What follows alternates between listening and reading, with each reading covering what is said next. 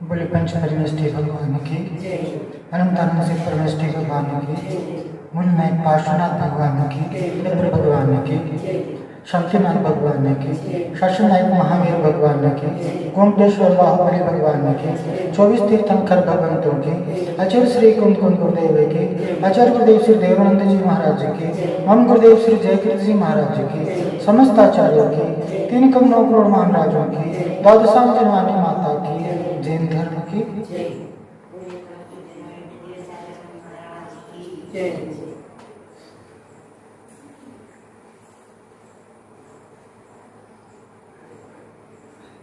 हमारे लिए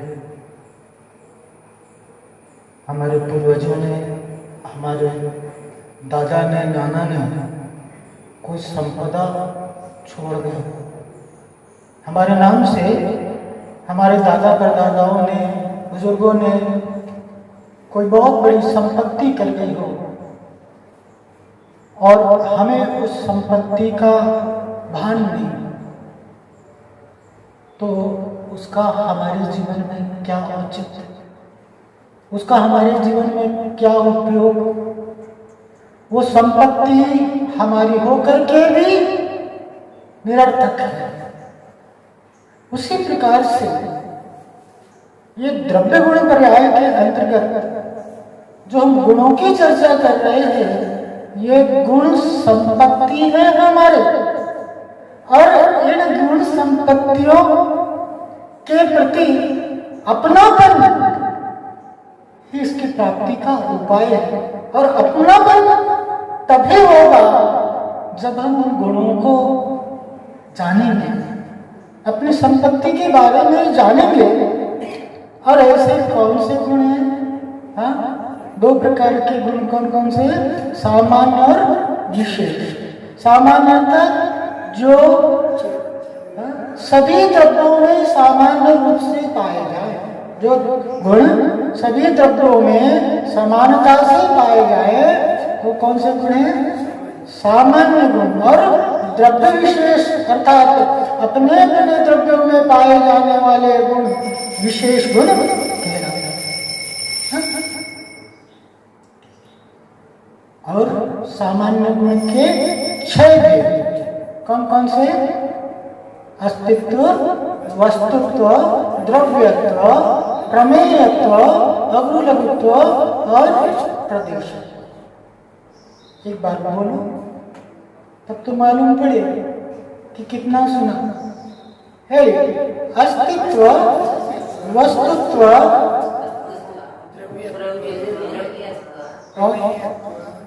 हाँ अच्छा बोल रहे, बहुत अच्छा बोल रहे। मन से ये निकाल दो कि मुझे नहीं आता या मैं नहीं जान सकता। हाँ, सब आता है आपको, सब याद है, सिर्फ आत्मविश्वास की कमी है। बोलिए प्रमेय तो आगे बोला। हाँ, और प्रदेशत्व।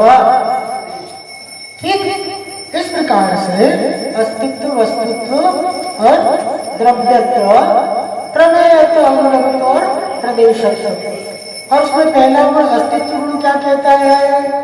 कि द्रव्य का कभी नाश नहीं होता, अभाव नहीं होता। और वस्तुत्व गुण क्या कहता है? कि सभी द्रव्य अपने अपने कार्य में विशेषता को लिए हुए हैं, सभी द्रव्य अपने अपने कार्य को करते हैं। यानी जिस शक्ति के फलस्वरूप या जिस शक्ति के प्रभाव से प्रयोजनभूत कार्य की संपन्नता हो, अर्थ क्रिया कारित्व हो, उसे क्या कहते हैं? वस्तुत्व। वस्तुत्व गुण। और द्रव्यत्व जो परिणाम होता है, जो द्रव्य में निरंतर प्रतिपल प्रतिक्षण हर समय जो परिवर्तन हो रहा है, वो क्या है? द्रव्यत्व गुण का। तो इस प्रकार से अस्तित्व, वस्तुत्व और द्रव्यत्व के बारे में जाना हमने। आज कौन से गुण की बारी है? अस्तित्व गुण क्या कहता है? सबसे पहले कि द्रव्य है और द्रव्य है तो कोई काम का भी है कि नहीं, कुछ करता भी है कि नहीं, कि है बस तो नहीं, करता है, अपना अपना कार्य करता है। तो करता है तो कभी करना बंद कर दिया तो अपना अपना काम करता है तो कभी करना अपना काम करना बंद कर दिया तो बोले ऐसे नहीं, ऐसी बात नहीं है। वो द्रव्यत्व गुण है जिसके कारण वह अपना काम करना बंद नहीं करेगा, क्योंकि द्रव्यत्व गुण वह गुण है जो उसके अंदर निरंतर परिणमन को करेगा। तो ठीक है भाई, वो अपना अपना काम करता है, अपना अपना काम करना बंद नहीं करेगा। लेकिन ऐसा भी तो होता है ना कि कोई देखने वाला नहीं हो तो आदमी क्या हो जाता है, मनमौजी हो जाता है। आपके यहाँ आपके खेत है ना, आपका खेत है ना, अडकी का खेत, और वहां पर लेबर काम करते हैं तो आप घर पे बैठे रहते हैं क्या? नहीं, हम वहां खड़े रहते हैं तो काम अच्छे से होता है, और हम वहां खड़े नहीं रहे तो कौन क्या करेगा, कोई भरोसा नहीं। शाम को तो खड़े हो जाएंगे कि लाओ से पैसा। होता है कि नहीं होता? अपने बारे में भी सोच लो। हाँ, कि मंदिर दर्शन करने आते हो तो मंदिर दर्शन करने आते हो तो जब कोई नहीं होता है मंदिर में तो कैसे दर्शन करते?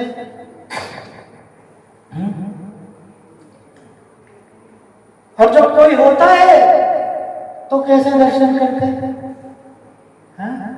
जैसे ही हमें आभास हो जाता है कि कोई हमें देख रहा है तो हम बड़े सावधान हैं।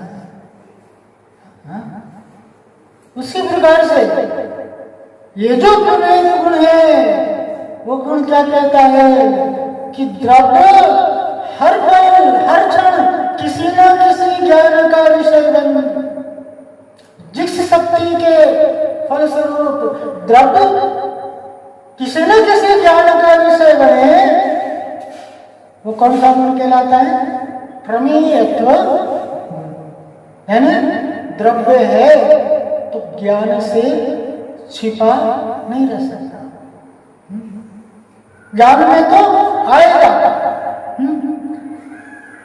हमारे अंदर कौन सा गुण है? ज्ञान गुण है, और ज्ञान गुण का क्या काम करता है? जानने का काम करता है। ज्ञान गुण जानने का काम करता है, लेकिन द्रव्य में भी एक ऐसा गुण है जो अपने आप को जन्माता है, यानी जानने में आना। जानने मात्र पर्याप्त नहीं है, वस्तु में द्रव्य में शक्ति नहीं होगी जानने में आने की, तो वो जानने में नहीं आएगा। जिस प्रकार से अग्नि क्या कहती है? लकड़ी को जला देती है, लेकिन क्या अग्नि हर वस्तु को जला देती है क्या? पानी डालो, पानी को अग्नि में डालो, पानी को जला सकती है क्या? तो वस्तु में जलने की क्षमता होगी तो अग्नि जला पाएगी। तो क्या कह रहा है प्रमेय गुण? कि जानने में आना, जिस गुण के कारण वस्तु जानने में आती है वो गुण कौन सा गुण कहलाता है? किसी न किसी ज्ञान का विषय जरूर बनेगा। मति ज्ञान, श्रुत ज्ञान, अवधि ज्ञान, मनोप्रिय ज्ञान और केवल ज्ञान। तो कुछ द्रव्य है, कुछ चीजें है जो मति ज्ञान का हिस्सा बनती है, जो मति ज्ञान के द्वारा जानी जाती है। कुछ है श्रुति के ज्ञान के द्वारा जानी जाती है, कुछ अवधि ज्ञान के द्वारा जानी जाती है, कुछ मने ज्ञान के द्वारा जाती है। लेकिन केवल ज्ञान एक ऐसा ज्ञान है जिससे कुछ छिपा नहीं। त्रिकालवर्ती समस्त पदार्थों को जानना, ये क्या है? केवल ज्ञान है। पांचों ज्ञान के बारे में जानते हैं ना। मति ज्ञान किसे कहते हैं? इंद्रिय पूर्वक ज्ञान के होने को कौन सा ज्ञान कहते हैं? मति ज्ञान। और जो मति ज्ञान पूर्वक ज्ञान हो, जो इंद्रिय के माध्यम से जो ज्ञान होता है, उसके माध्यम से जो जाना जाए वह श्रुति ज्ञान। जिस प्रकार से घड़ी को देख करके, किताब को देख करके यह जानना कि यह किताब पढ़ने के काम में आती है, तो ये कौन सा ज्ञान हुआ? श्रुति ज्ञान। और अवधि ज्ञान अर्थात किसी मर्यादा को लेकर के होने वाले ज्ञान को, किसी सीमा को लेकर के होने वाले ज्ञान को, द्रव्य क्षेत्र काल आदि की मर्यादा को लेकर होने वाले ज्ञान को अवधि ज्ञान कहते हैं। और किसी के मन के अंदर आने वाले विचारों को, मन के अंदर आने वाले बातों को, भूत भविष्य वर्तमान कैसी भी बात को जान लेना, ये कौन सा ज्ञान? अनवरत ज्ञान कहलाता है। और संपूर्ण ज्ञान को क्या कहते हैं? केवल ज्ञान कहते हैं। तो किसी न किसी ज्ञान का मतलब कि या तो मति ज्ञान, श्रुति ज्ञान, अवधि ज्ञान, या किसी न किसी ज्ञान का विषय जरूर बनेगी। और नहीं तो कहते किसी से नहीं छुपा है तो चिंता मत करो, केवल ज्ञान में तो सब कुछ है। अब इसके कारण क्या होगा कि जो कुछ भी ये जो हो रहा है ना, स्वतंत्रता, मनमानी, जो मन में आया सो कर लिया, ऐसा मन का वैसा कर लिया, मन मर्जी होना है। अगर कोई देख रहा है, अगर हमें इस बात की सावधानी है कि यह जो कुछ भी मैं कर रहा हूँ या जो कुछ भी है द्रव्य, वो क्या है? ज्ञान का विषय बनेगा, तो फिर उसमें उठा पटक वो नहीं करता, उसमें फेर फार बदलाव, जो चीटिंग, धोखाधड़ी आदि जो है, झूठ, छल प्रेम, मायाचारी आदि जो है, अगर इस बात का एहसास हो जाए कि कोई देख रहा है तो नहीं कर। सीसीटीवी कैमरा लगा रहता है ना, सीसीटीवी कैमरा क्यों लगाते हैं? सीसीटीवी कैमरा का उसको मालूम है क्या सीसीटीवी कैमरा लगा हुआ है, तो चोर चोरी करता है क्या? नहीं करता ना। और करेगा ही तो उसका उपाय करके करेगा। अब उपाय तो प्रमेय गुण ऐसा कहता है कि तुम लाख छिपाना चाहो, छिपा नहीं रहेगा। आदमी सोचता है कि मैं इसे धोखा दूं। कई बार क्या होता है कि जिसे तुम अपना समझो, कहते हैं ना, मेरे अपने ही मेरी कश्ती डुबोने वाले हैं। जिन्हें तुम अपना समझो वही तुम्हारी जड़ें खोद रहा होता है। लेकिन ऐसा नहीं है, ऐसा नहीं है। कभी ना कभी वो बात ज्ञान का विषय बनेगी ही बनेगी। और जैसे ही उसका भेद मालूम करता है, कोई बात छुपी रह सकती है क्या? बड़े बड़े जो स्मगलर होते हैं, बड़े बड़े जो चीटर होते हैं, लेकिन कितना भी करो ये सीबीआई वाले पकड़ लेते हैं। कैसा भी गूढ़ रहस्य में कोई केस हो जाए, लेकिन उस केस का भी हल वो निकाल लेते हैं। करने वाला क्या सोचता है कि कौन है यहाँ देखने वाला? अरे करो ना, पाप करो ना, गलत काम करो ना, कौन है देखने वाला? समझाने वाले कहते हैं ना, अरे दोस्त दारू पी ले। बिगाड़ने वाले दोस्त होते क्या कहते हैं? दारू पी ले, कौन देख रहा है तेरे को यहाँ पर? तुम्हें मालूम नहीं, तुम्हारे घर पर बात पहुंच जाती है, क्योंकि तुम्हारे पिताजी को जानने वाले बहुत से लोग हैं। तुम्हें नहीं जानते होंगे भले ही, लेकिन तुम्हारे माता पिता को जानने वाले बहुत से लोग हैं। तुम्हें नहीं मालूम कि तुम पाप कर रहे हो और तुम्हें कोई देख भी रहा है। यानी क्या कहते हैं कि हम दुनिया को दो आंखों से देखते हैं। हम दुनिया को दो आंखों से देखते हैं, दुनिया हमारे लिए हजार आंखों से देख रही होती है। तुम्हें नहीं मालूम कि कौन कहां से तुमको देख रहा है। बड़े होशियार बनते हैं, अरे कौन पकड़ पाएगा मेरे को, पकड़े कोई छुपा है क्या? अरे रूई में लगी हुई चिंगारी कभी छिप सकती है क्या?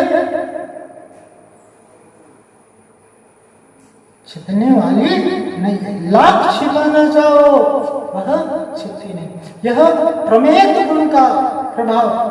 बोले चलो ठीक है, जंगल में है और वहां पर बहुत से सामान रखा हुआ है, कोई सोने का मटका रखा हुआ है, कोई गार्ड आया उधर जाकर के सोने की मोहरों का मटका है? तो वो तो कोई नहीं जान रहा है ना। बोले चिंता मत करो, कोई ना कोई तो इस चीज को जान रहा है और कोई ना कोई नहीं जान रहा है। तो केवल ज्ञान में, भगवान के ज्ञान में तो आएगा। आप कर्म करो, लेकिन विचार करो कि कर्मों की दृष्टि हर पल हर क्षण है। बुरे कार्य को करते समय वो उसके अपनी गलती का एहसास नहीं होता कि मैं गलती कर रहा हूं। अरे कोई नहीं देख रहा है, लेकिन तुम तो देख रहे हो, तुम्हारे ज्ञान का तो विषय बन रही है।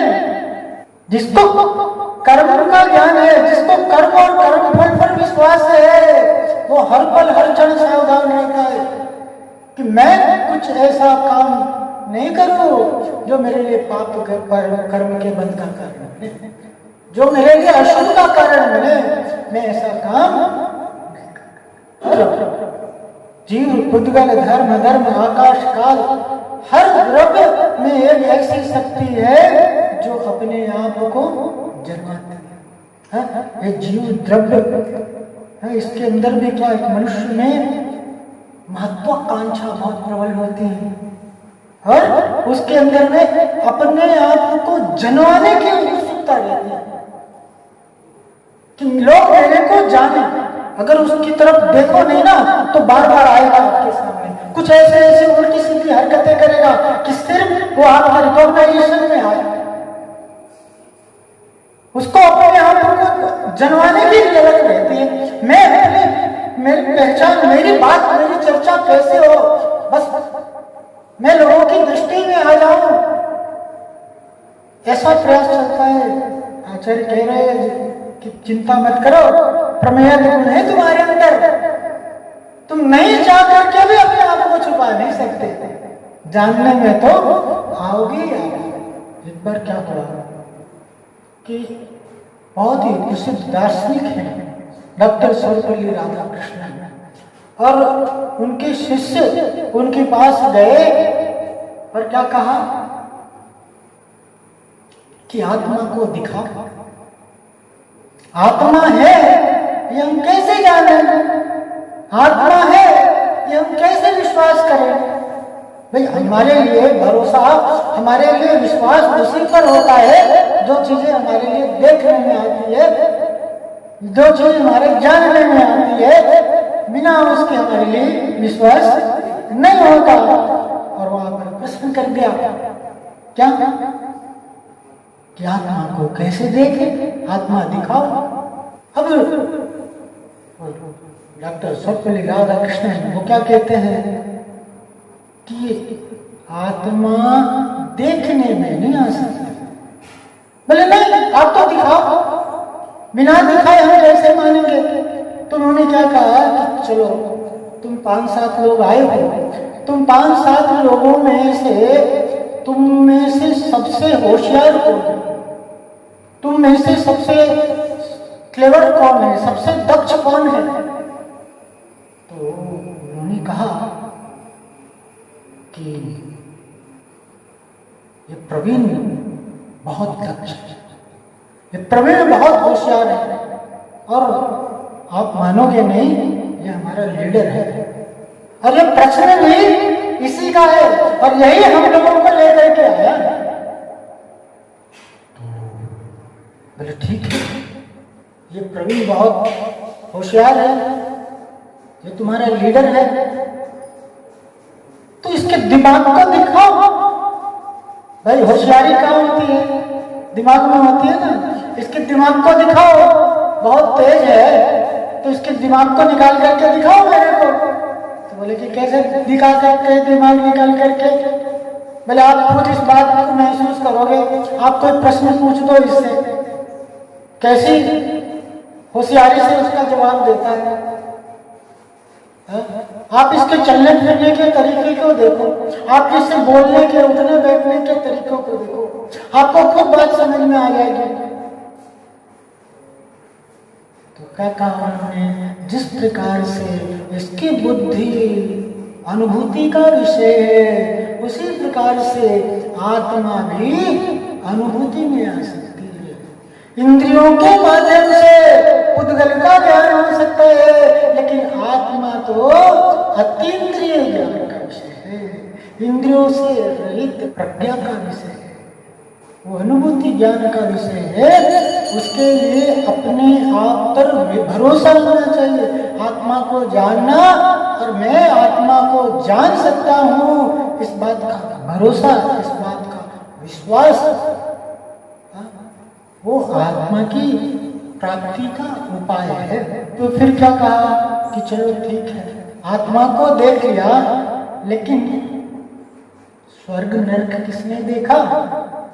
आप जो ये कहते हो नंदीश्वर द्वीप है, सुमेरु पर्वत है, अकृत्रिम चैत्यालय है, किसने देखा ये सारी चीजें? किसने देखा ये सारी चीजें? अकृत्रिम चैत्यालय आदि किसने देखा? तो मेरे लिए एक बात बताओ, तुम्हारे दादाजी को तुमने देखा होगा कि नहीं देखा होगा? लेकिन दादा के दादाजी को देखा क्या? दादा के पिताजी को देखा क्या? ये बताओ। लेकिन दादा के पिताजी को नहीं देखा, तो दादा के पिताजी नहीं थे या दादा के दादाजी नहीं थे, ये कह सकते हो क्या? नहीं कह सकते। उसी प्रकार से ये जनेन्द्र देव ने कहा है, इस बात का और कुछ भी हो, ये सारी चीजें वहां के देववादी थे, उनके तो ज्ञान का विषय बन रही है ना। तुम नहीं जान रहे हो नंदीश्वर जी थे, तुम नहीं जान रहे हो, तुम्हारे ज्ञान का विषय नहीं बन रही है, इसका मतलब ये तो नहीं हुआ ना कि वो वस्तु है ही नहीं। तो कोई ना कोई तो देखिए। तो इसके कारण क्या हुआ, इस प्रमेय शक्ति के कारण क्या होता है कि पाप कार्य, बुरे कार्य व्यक्ति नहीं करता। एक बार क्या हुआ कि एक महिला, और महिलाओं में क्या होता है सबसे ज्यादा कि वो लोग के प्रभाव में आ जाती है। कोई ऐसा तांत्रिक सुनने में आ गया कि वो कुछ ऐसी ताबीज वगैरह दे देता है जिससे जो चाहो वो हो जाता है, जिससे जो चाहो वो हो जाता है। अब बताओ क्या हो? चली गई भाई उस तांत्रिक के पास, वो मंत्र लेने के लिए, वो ताबीज लेने के लिए है, और मंत्र ले ताबीज लेने के लिए चली गई। और वो तांत्रिक ने क्या किया, उसको कमरे में, अकेले कमरे में गेट लगा करके और बिठा करके, और क्या कहता है कि ये जो सोने का हार पहनी हुई हो ना, अच्छा था, लाखों का हार था उसका, लाखों क्या करोड़ों का हार हुआ, हीरे जवाहरात आदि लगे हुए थे, अच्छे घर की थी, लेकिन फिर भी देखो। और उसको क्या कहता है कि यह हार मुझे दे दो। तो क्यों दे दो तुम्हें हार, क्यों दे दो? तुम्हें ताबीज चाहिए कि नहीं चाहिए? अरे तुम्हें ताबीज मिल जाएगी तो तुम जो चाहो पा लेना। तो उसको बात तो सही लगी, लेकिन वो क्या कहती है कि घर पे जाकर के क्या बोलूंगी, घर पे कोई पूछ लेगा कि हार कहाँ गया तो क्या बोलूंगी? तो वो क्या कहता है, बोल देना चोरी चला गया, ये हो गया। तो औरत कहती है कि चलो ठीक है, घर पे मैं बहाना बना लूंगी, लेकिन ये सूर्य है, ये सूर्य तो देख रहा है ना यहाँ पर, ये सूर्य तो देख रहा है ना, मैं हार तुम्हें कैसे दे दूं? तो वो तांत्रिक क्या कहता है, अरे कौन देख रहा है?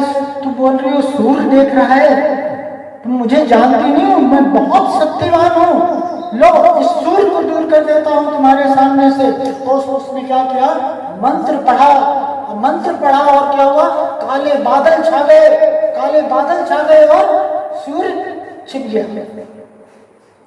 लो मैंने है सब सूर्य को छिपा दिया।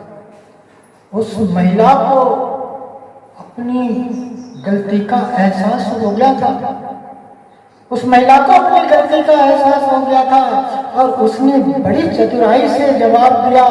सुनना बड़े ध्यान से, उसने क्या कहा कि तुम अपनी छोटी छोटी उपलब्धियों पर बहुत बड़ी उपलब्धि साबित करते हो। अरे तुम सूर्य को छुपा करके कहते हो मैं बहुत शक्तिमान हूं, मैं तुम्हें शक्तिमान तब मानो, तुम अपने अंदर की इस वासना को छुपा दो, इस लोभ को दूर कर दो। सूर्य को दूर करके तुम्हारे लिए उपलब्धि नहीं है, अपने अंदर की इन कषायों को दूर करके, अपने अंदर की वासना को दूर करके बता दो, वो वास्तविक उपलब्धि है। कितना भी प्रयास कर लो, वस्तु व बात कभी छुपी नहीं रह सकती, यहाँ प्रमेय गुण का प्रभाव है।